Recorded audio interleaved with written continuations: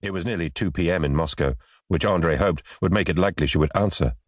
After a few rings, it went to voicemail. His voice cracked with a mix of triumph and fear. "Talia, it's Andrei." It took a beat, long enough for a calming breath. "I've got confirmation. I know who it is. And they're right here in Washington. I met my source last night, and they know everything. They gave me a dossier." He shook his head. "I think I'm being followed.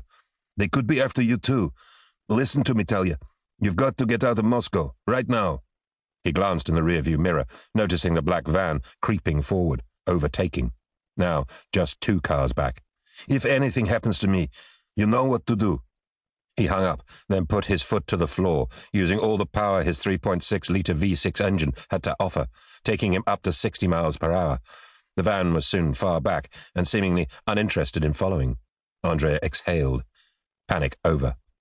In a bid to stay on roads with some kind of CCTV coverage, he took a left off Anacostia onto East Capitol Street, taking him over the Anacostia River.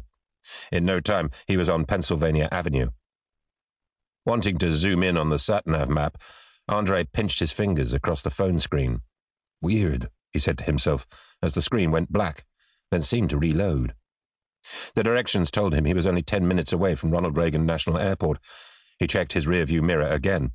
It was still clear. For a newcomer to Washington, it was easy not to realize you were on a road leading to the epicenter of American political power. The east side of Pennsylvania Avenue, coming through DuPont Park, was so unassuming. It was like driving through some little Midwest town with its modest storefronts and tidy hedgerows. Then, something magical started to happen around the intersection of 13th and 11th Street. In the distance, the illuminated white dome of the Capitol building slowly emerged. The sight of it made Andrei's heart swell, as the scale of what he was about to go public with truly hit home. The stakes didn't get much higher. What didn't help was the sudden reappearance of the black van.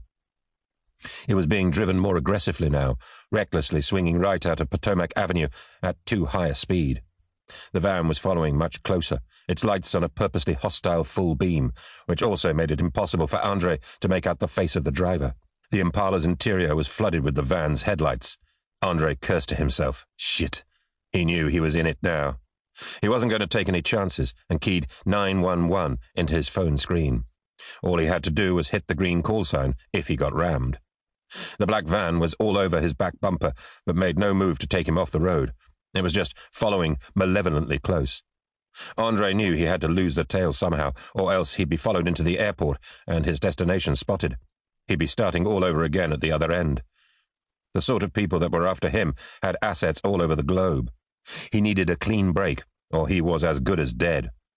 He used every inch of the road to make the tight left turn onto Constitution Avenue, touching 45 as he clipped the apex. As the road straightened, heading west past the Smithsonian Museums and other grand white buildings that lined the road, Andrei's speed crept up.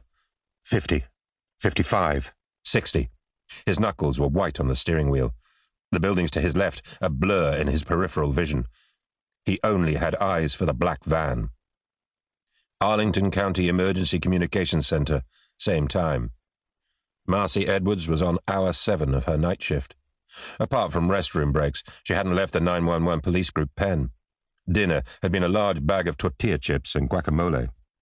Such were the demands on emergency call workers in Virginia. The combination of stress and emotional anxiety had left the state with a crippling shortage of operators like Marcy. Even if starting salaries of $35,000 a year managed to entice qualified applicants, hardly any of them hung around longer than a few months. Having to listen to calls from crying children asking for help because Mommy's been asleep for 4 days, or talking someone through a call while someone's house was robbed, brought often unbearable stress. Operators couldn't afford a bad call or be off their game even once. Lives depended on it. Marcy's call line lit up. She answered, 911, what's your emergency? She heard the sound of a car engine before a voice. My name is Andrei Rublov, the caller said, voice raised. He sounded scared. I'm a reporter from the TV station Russia Now. I'm in a silver Chevy Impala going west on Constitution Avenue. I cannot control my car. Marcy asked routinely, Are you under the influence of alcohol or drugs, sir? No, the car is not under my control.